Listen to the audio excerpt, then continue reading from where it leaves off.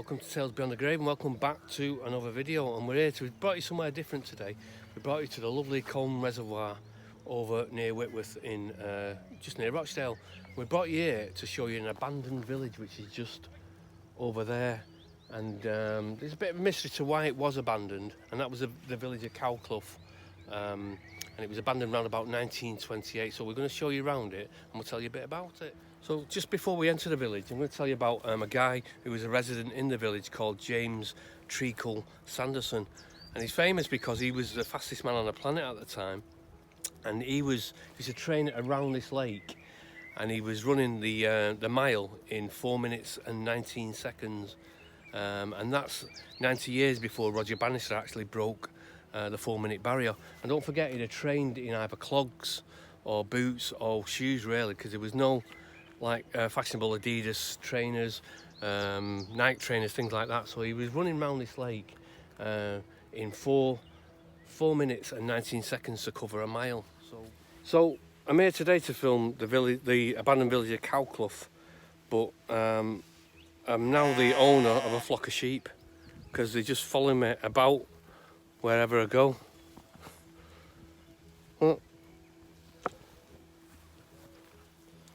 So, is there anything you could tell us about the village of Cow Cluff? Sheep? Right, you're who? What's your name?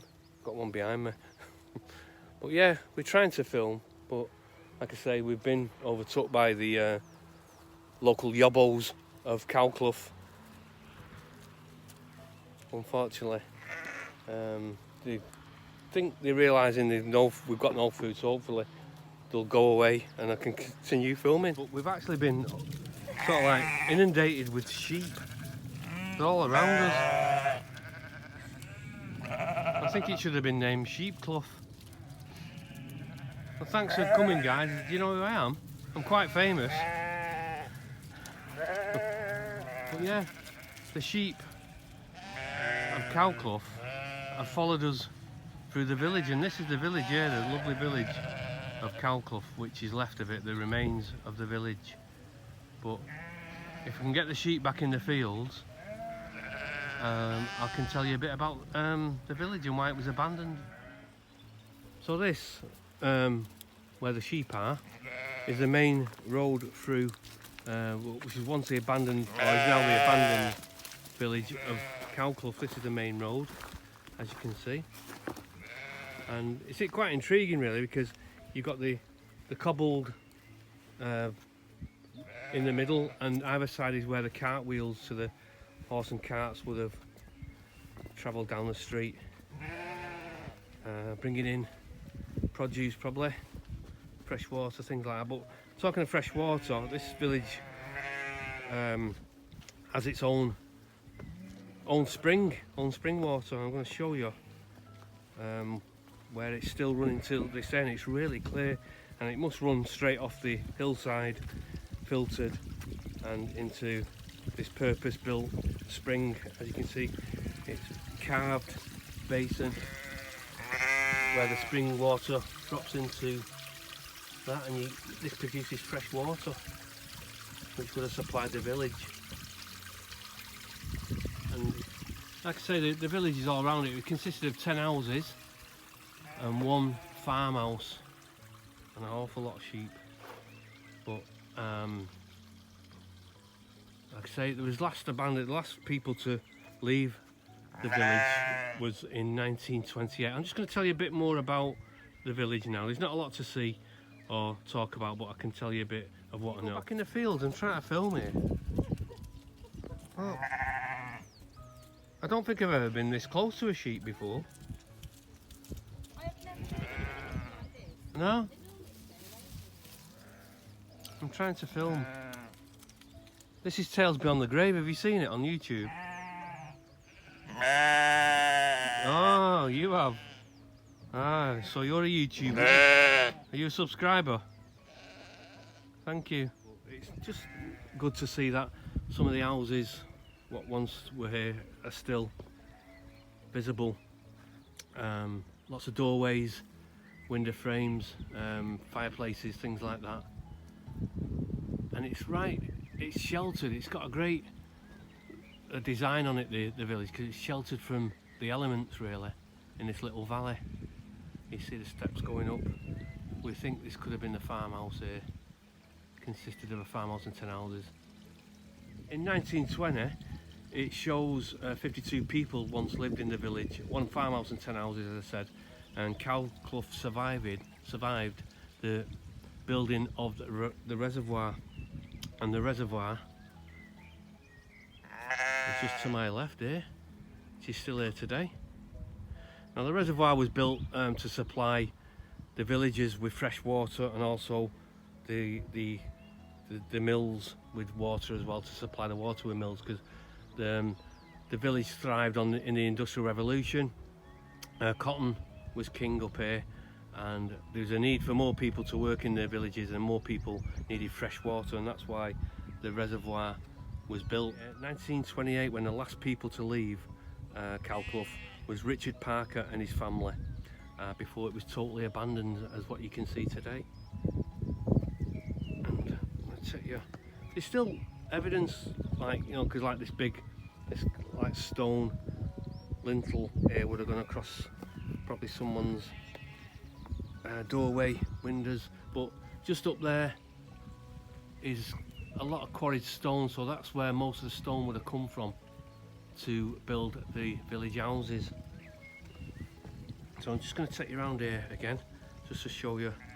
It's only a small village, like I say, there's only 52 people what lived here until 1928. So the houses over time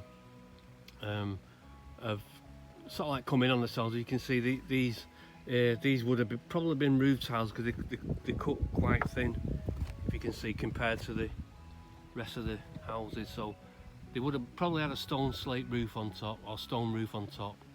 Over time they just collapsed in, really. But there's still evidence, like I said, the bigger stone, the lintels that have been over doors and windows, and this could have been a garden at some point, we think, because I think this might have been a house, but this is sort of like a circular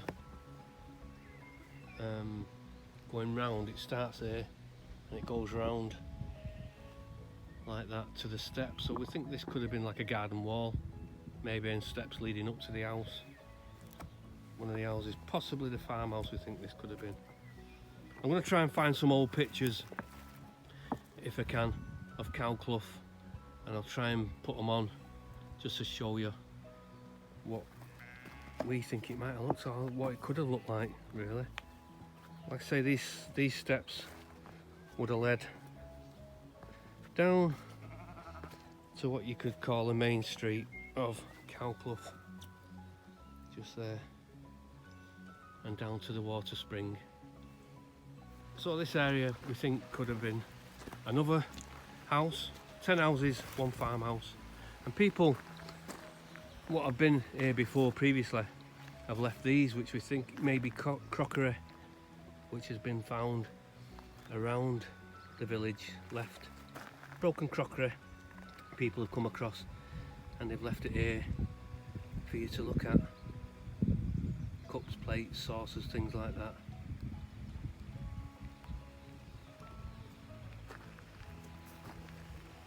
Again, another house to the left, but you can see just here where this is sort of like where the stone would have been quarried from, and you can hear the brook just behind. And this one we think is a sort of like a feature, really, where somebody's garden maybe overlooked the lake or the reservoir, and it's like a garden seat, really, made from stone again. Looks quite newer, this, I think, though. Looking at the mortar, it's got mortar, so this could have been built afterwards, maybe.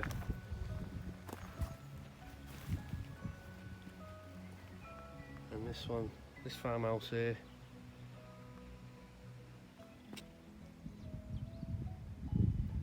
as you can see, got windows, because it had been at a lower level, if you can understand that. The lower level That's a doorway into the house. Possibly a bedroom, possibly a kitchen, possibly a living room. It could be actually stood on where the fireplace could have been. Maybe. You tell us if you know anything about Cow Cluff. You got any pictures of Cow Cluff, let us know. I'm interested to see more what this village would have looked like. So I'm just going to take you up the steps, which probably would have led to the farmhouse.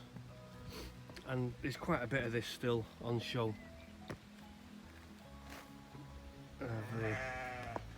The old farmhouse, maybe. I think it might be the farmhouse because it looks like the biggest sort of like plot here.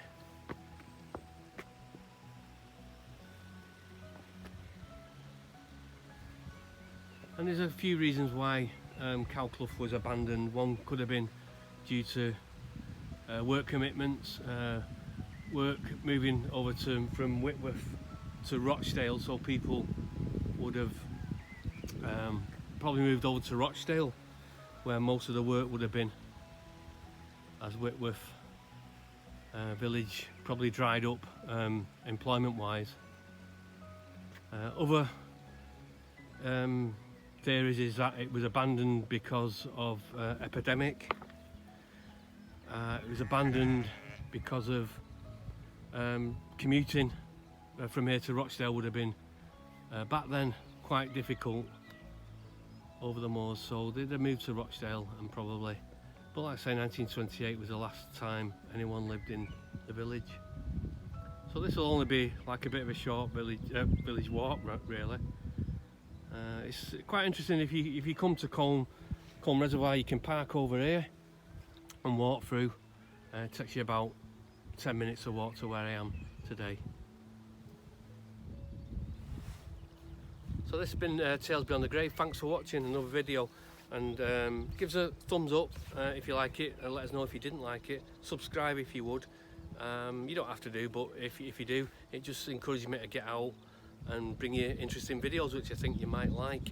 Now the reason I'm here is because I watched a video, Dark Side of the Moor, with Matt and Tom, and I thought it looks such a good place that I'm going to go and have a look myself, so give them a watch on YouTube as well. And from Tales Beyond the Grave, I'm going to say thanks everyone for watching, and on to the next video. I don't know where I'm going to go, but I'll see you when I get there.